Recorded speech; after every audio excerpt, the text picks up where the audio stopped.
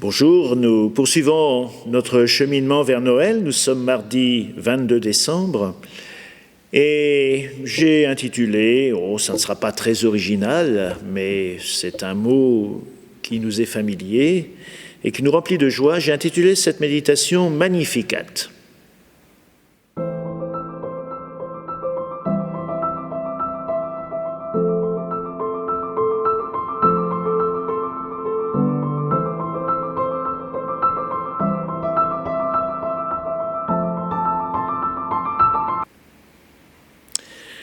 De l'évangile de Jésus-Christ selon saint Luc.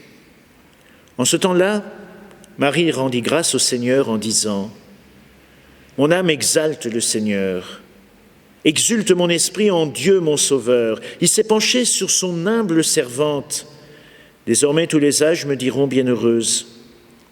Le Puissant fit pour moi des merveilles, saint est son nom. Sa miséricorde s'étend d'âge en âge sur ceux qui le craignent, déployant la force de son bras, il disperse les superbes, il renverse les puissants de leur trône. Il élève les humbles, il comble de bien les affamés, renvoie les riches les mains vides. Il relève Israël, son serviteur, il se souvient de son amour, de la promesse faite à nos pères, en faveur d'Abraham et de sa descendance à jamais. » Marie resta avec Élisabeth environ 3 mois, puis elle s'en retourna chez elle. Ce texte fait suite à ce que nous avons lu hier, le texte de la visitation de Marie à Élisabeth.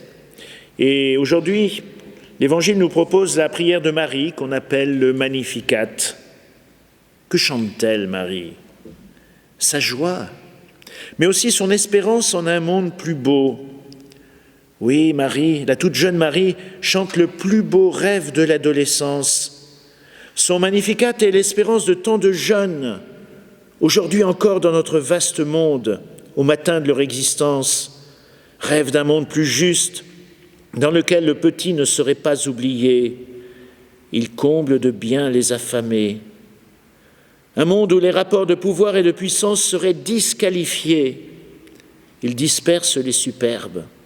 Il renverse les puissants de leur trône. Ah, n'oublions pas trop vite que nous avons été adolescents, que nous avons rêvé, nous aussi, d'un monde plus beau, que nous pourrions peut-être contribuer à rendre plus beau, justement, que nous n'avons pas toujours accepté de dire « c'est comme ça, on n'y peut rien ». La Bible nous propose bien souvent de ne pas trop vite enfouir nos idées généreuses sous la cendre de la lassitude et de l'habitude. Croyons-nous, avec Marie, en un monde plus beau. Pour saint François de Sales, cette scène de visite de Marie à sa cousine représente l'histoire d'un Dieu qui visite notre humanité en prenant notre visage. Et saint François de Sales aime encore ajouter que Dieu se serait incarné même si l'homme n'avait pas péché. Lorsque Dieu vient rencontrer notre humanité, lorsqu'il vient lui faire visitation, il vient en amoureux et prend pour ce faire l'apparence la plus simple et la plus humble qui soit. Lui, le Dieu des galaxies infinies, il est venu solliciter Marie, une jeune adolescente, dans cette bourgade perdue d'une sous-province éloignée de l'immense empire romain. Le récit de la visitation, ce récit des commencements, nous montre l'aventure d'un Dieu amoureux, humble début, marqué par l'humilité, la jubilation, l'accomplissement, la discrétion, le bonheur. Dieu parle au monde le langage de la tendresse et de la faiblesse, du renoncement à la puissance et à la force, du refus de l'avoir et du pouvoir. Sa visitation pourrait-elle être sans effet ? L'homme pourrait-il refuser le divin visiteur qui se fait si discret, faible, que l'on pourrait même imaginer le faire disparaître ? Dans un de ses sermons, saint François de Sales imagine que Marie aurait pu voir la porte de sa cousine Élisabeth rester fermée. Spéculation incongrue qui ne nous laisse pas imaginer facilement Marie chantant son Magnificat sur le paillasson devant une porte close avant de repartir comme elle était venue. Mais non. L'enfant tressaille en elle, comme tressaille le petit Jean le Baptiste dans le sein d'Élisabeth. La porte de notre humanité s'ouvre sur la visite de Dieu. Alors laissez-moi vous faire partager cette belle prière de Paul Claudel. la Vierge à midi. Mère de Jésus-Christ, je ne viens pas prier, je n'ai rien à offrir et rien à demander. Je viens seulement, Mère, pour te regarder, savoir que je suis ton fils et que tu es là, être avec toi, Marie, en ce lieu où tu es, ne rien dire, regarder ton visage, laisser le cœur chanter dans son propre langage, seulement chanter parce qu'on a le cœur trop plein, parce que tu es là pour toujours, simplement parce que tu es Marie, simplement parce que tu existes, Mère de Jésus-Christ, sois remerciée.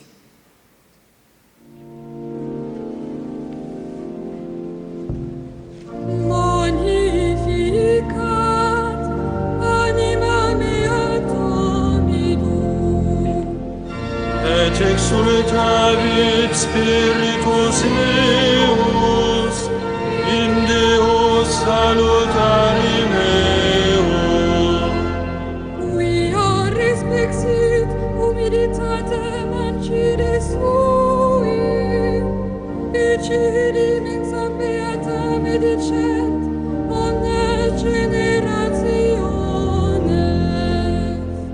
Ea fecit mihi maniacui potens est, et sanctum nomen eius. Et misericordia eius a procedit procedias timentibus eius. Fecit potentiam in brachio suo, dispersit superbos mente cordis sui. Deposuit potentes desiti, et exaltavit humiles.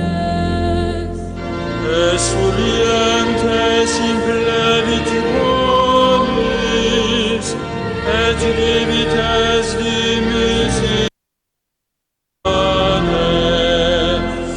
Suscipit Israel puerum suum, recordatus misericordiae suae. Sicut locutus est ad patres nostros, Abraham et semini eius in saecula. Gloria Patri